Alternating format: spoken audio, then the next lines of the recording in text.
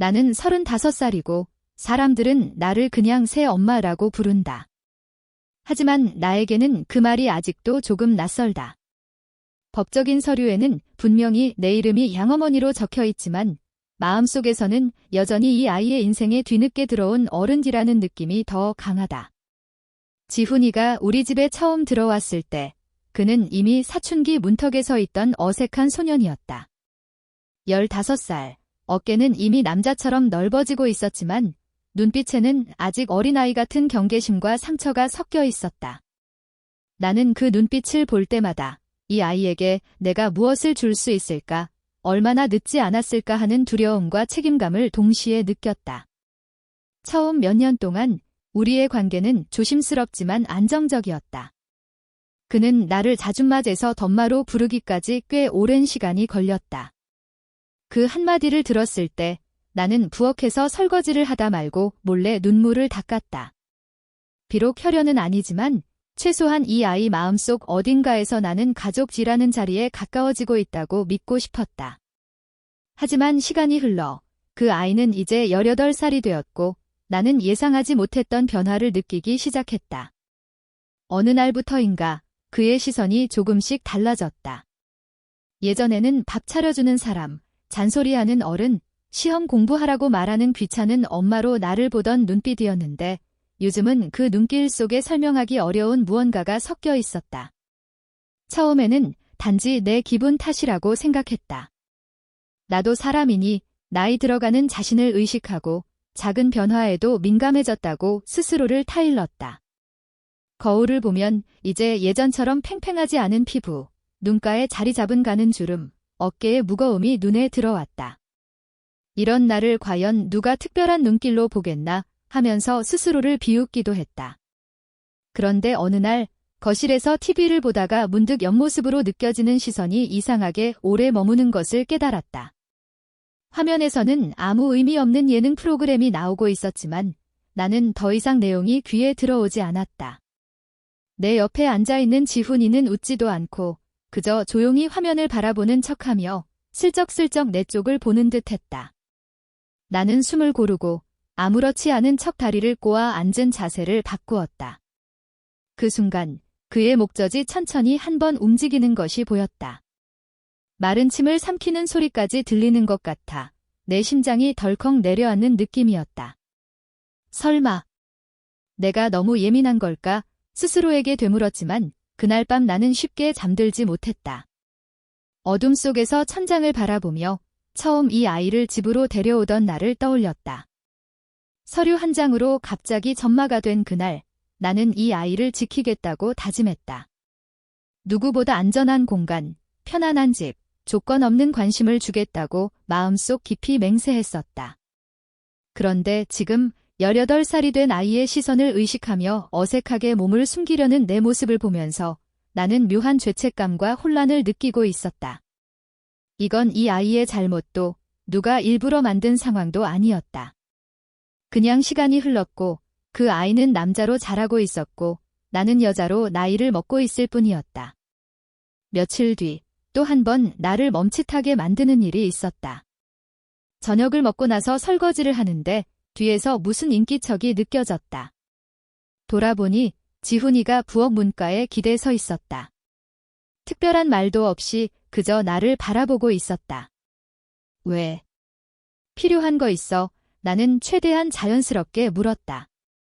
그는 잠시 머뭇거리다가 괜히 물 한 컵을 꺼내 마시는 척하며 대답했다. 그냥 엄마 뭐 하나 해서요. 평범한 대답이었다. 그런데 그 말 속에 묘한 힘이 들어가 있었다. 엄마라는 단어와 그 뒤에 붙어있던 묘한 숨소리, 시선의 깊이가 이상하게 어른스러워 보였다. 나는 갑자기 설거지하던 손에 힘을 더 주었고 물이 튀어 앞치마에 튀는 것도 신경 쓸 여유가 없었다. 그날 이후 나는 집안에서 옷을 신경 쓰기 시작했다. 예전에는 편한 티셔츠에 트레이닝 바지를 입고 집 안을 돌아다니곤 했지만 어느 순간 거울 속 옷차림을 한 번 더 확인하게 되었다. 혹시라도 너무 헐렁해서 몸의 선이 이상하게 드러나지는 않는지, 혹은 반대로 너무 붙어서 시선을 끌지는 않는지. 이렇게 신경 쓰는 나 자신이 우스웠다. 하지만 동시에 무언가 조심해야 한다는 본능적인 불편함이 점점 커지고 있었다. 이 집은 원래 우리가 모두 편안해야 하는 공간이었는데 어느 순간부터 나는 스스로 긴장하고 있고 아이의 발걸음 소리만 들려도 잠깐씩 몸을 굳히고 있었다. 그러면서도 나는 그 아이를 미워할 수가 없었다. 이 모든 것이 그의 의도적인 잘못이라고 말할 수 없었기 때문이다. 사춘기에서 막 벗어난 나이, 마음과 몸이 동시에 흔들리는 시기, 어쩌면 그는 자기 안에서 일어나는 변화를 어떻게 처리해야 할지 몰라 헤매고 있을지도 몰랐다. 문제는 그 시선이 향하고 있는 대상이 바로 나라는 사실이었다. 어느 날 밤, 남편이 야근으로 늦는 날이었다. 집에는 나와 지훈이 둘뿐이었다. 나는 일부러 방에 일찍 들어가 책을 읽는 척했지만 글자들은 머릿속으로 들어오지 않았다. 복도에서 들려오는 발걸음 소리, 문이 스치는 작은 소리, 냉장고가 켜지고 꺼지는 소음까지 하나하나에 신경이 곤두섰다. 그러다 문이 조심스럽게 2번, 가볍게 두드려졌다. 엄마, 자요. 낮게 깔린 목소리가 문 너머에서 들려왔다. 예전의 아이 같은 톤이 아니었다. 조금 더 낮고, 조금 더 조심스럽고, 어딘가 결심한 듯한 목소리. 나는 갑자기 심장이 빠르게 뛰기 시작했다. 대답하기까지 몇 초가 걸렸다. 아직 안 자괴. 문은 바로 열리지 않았다. 그는 잠시 더 머뭇거리는 듯하더니 천천히 문을 열고 방 안으로 고개를 내밀었다. 그 순간 나는 본능적으로 책을 덮고 자세를 바로 했다.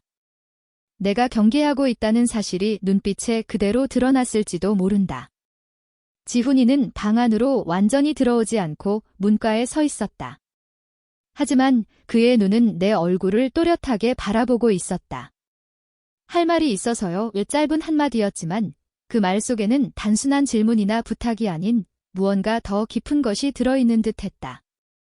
내 안에서 오래 묻어두었던 불안이 한꺼번에 솟구쳤다. 나는 그를 그대로 방 안으로 들일지 아니면 여기서 대화를 끝내야 할지 한순간에 수십 가지 생각을 했다. 내가 어떻게 반응하느냐에 따라 이 아이의 마음에도 우리의 관계에도 큰 상처가 남을 수 있다는 것을 직감적으로 알고 있었다. 그래, 들어와서 이야기할래.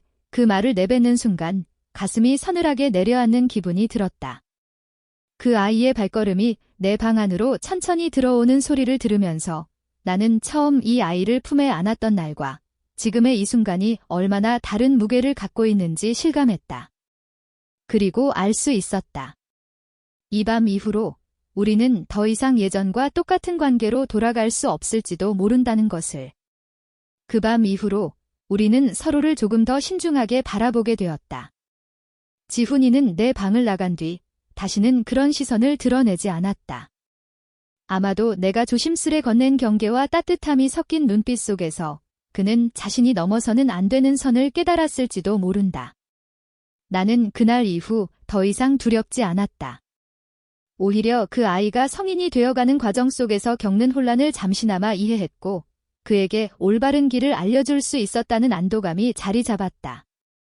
시간이 흘러 지훈이는 대학에 진학하고 새로운 친구들과 새로운 세상을 만났다.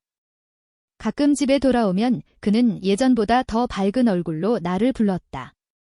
그 눈빛에는 이제 어색한 감정도 헤매던 시선도 없었다.